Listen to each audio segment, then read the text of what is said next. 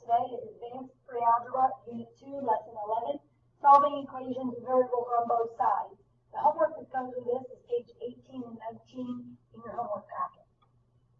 Now, I want you to pause the video, try this problem, and then we'll restart it. When you restart, I'll be doing it.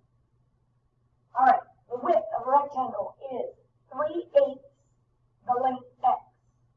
Which expression describes the perimeter? Well, I would draw a diagram. It says the length, or the width of a rectangle is 3/8 the length of x. So, here's the length, x.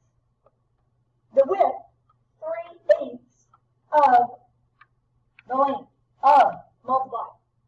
Now, how do I find the perimeter of any shape in the world? I add them all together. So if I write down all the sides, I can just do 3/8 x plus 3/8 x plus x plus x.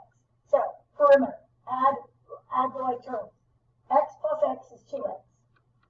3/8 x plus 3/8 x is 6/8 x. And we're adding this. So it's 2 3/4. If you look at the choices, that is not there. But I can change this to an improper. 4 times 2 is 8, plus 3 is 11, 4 is x. So the answer is C. Again, pause your video and do this problem. Okay, it says Madison has reserved H hours this week for activities. He uses 1/4 of his hours for basketball. He uses 1/3 of his hours to practice playing a saxophone. Which expression shows out how much time he has left for other activities? Well, he starts out with H hours, or she.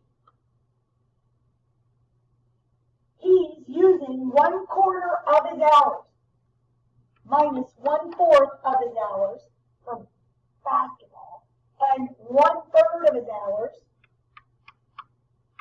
to practice the saxophone. So here's the time. Subtract out 1/4 of it for basketball. Subtract out another 1/3 for saxophone, and there's your expression. So that would be A. Now, another way you could write that is H minus the quantity 1/4 n plus 1/3 n. Because if I add this in parentheses, that's the time that he's using, and then subtract that out. These are the same thing. Because remember, this is a -1. And if you distribute the -1, you get the first expression. All right, we are on page 17 in your note packet. This is exactly what we did yesterday. They are just a little bit more complicated. So, simplify. When you're solving an equation, simplify. Do the distributed property first, and then combine like terms. Bring variables to one side, and then undo addition and subtraction, and then multiplication and division. Simplify, solve. All right, let's try this one. Draw your line down the middle. Can I simplify either side? No. So I need to bring all the variables to one side. I'm going to add 5h to both sides. So I want 7 plus 8h equals -1. Subtract 7 from both sides, and I get 8h equals -8. Divide both sides by 8. H is -1. That's a simple one. Example 2. Let's use the distributed property here first. So I'm distributing a 2. So I'll have 2 plus 12x equals -18 plus 7x. Again, I have simplified. Now I need to bring all the variables. I'm going to bring the 7x over here by subtracting 7x. So I will have 2. 12x minus 7x is positive 5x equals -18. Subtract 2 from both sides. 5x is -20. And divide by 5. X is -4. All right, let's take a look at this example.